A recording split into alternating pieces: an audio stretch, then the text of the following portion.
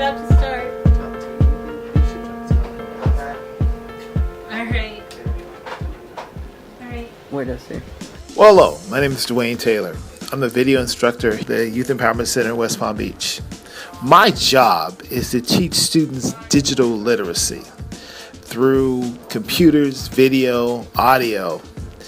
So when Marie Sanchez from the Urban League approached me with this idea of creating this legacy video, I thought it was a great idea because we had to produce, over 40 hours worth of video in less than 2 weeks.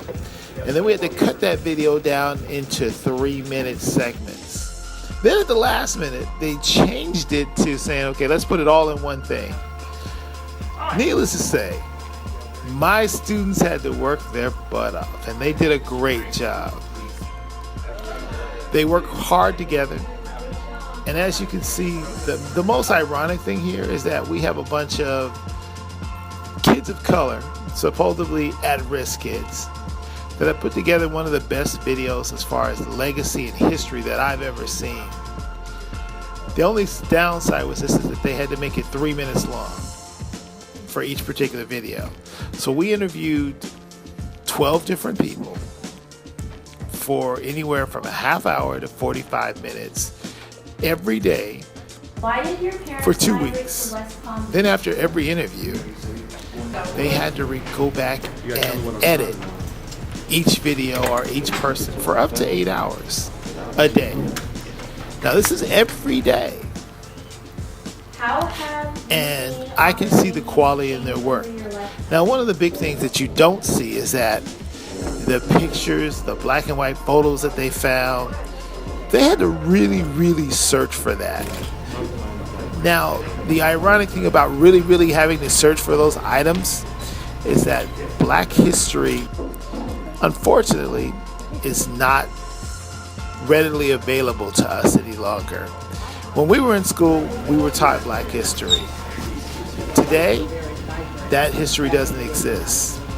But with this video, the legacy of West Palm Beach, the legacy of those people that made the great migration of North, South, and West will live on. Because this video now has been digitized. And once something's digitized, it lasts forever. One of those things that we'll never, ever be able to forget. Hopefully you enjoyed our video. Hopefully we delivered. And I think we are making progress. But we've got a lot of work to do to educate our young people, such as yourself.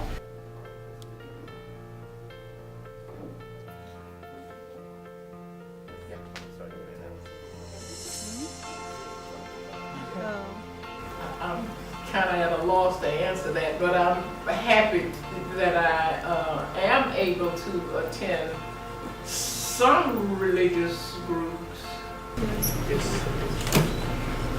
How do you guys do it?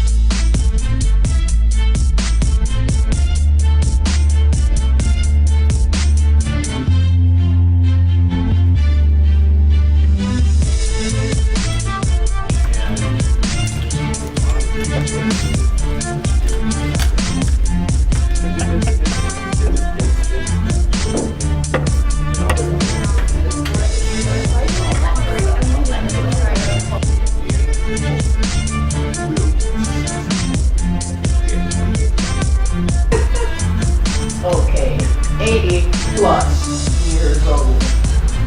You know, you say your name is what? Michelle.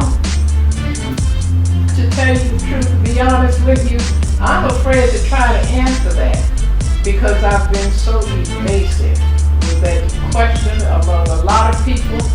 And sometimes it's one age, and then the next time is another, and I'm trying to remember what I said the first time. So just let me say 80 plus years old to be on the safe side. I'm being honest, okay? Give them a chance.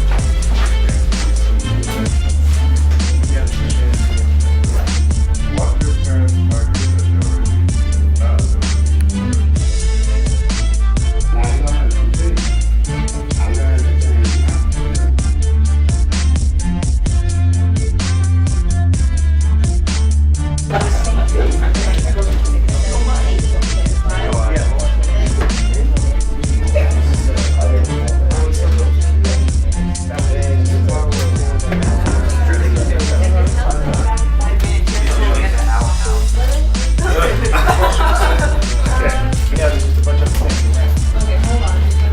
at not doing. Now you don't have to compete. I learned that thing.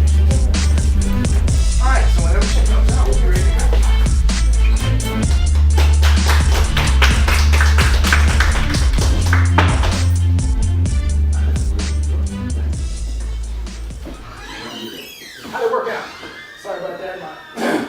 I said my phone, I was getting ready to cough, and I was like, oh, let me get out of here before I mess up my own video. Been president of the Urban League of Palm Beach County since February of 2002. 12 and a half years now. As a worker at Motorola, and when Motorola folded, they said, would you come to the Urban League? And I said no. So I said no 3 times, and on the fourth time, I said, okay, I'll do it for 6 months until you find someone who knows what they're doing in this arena. The Urban League was going through some hard times, and I knew it. I mean, the doors could have closed here in 1999 and 2000, and nobody would have really cared. But at the same time, I said, okay, I'll take on the challenge for a while until you found somebody better. 12 and a half years later, I'm still here.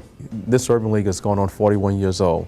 This Urban League was built on the backs of individuals such as Louise Bowie and Percy Lee and all those who worked in that arena back in the early 70s to say, we need to make a difference in Palm Beach County, we need to make a change, and somebody needs to stand up and lead that change. We have repositioned ourselves back to be the hub of the community.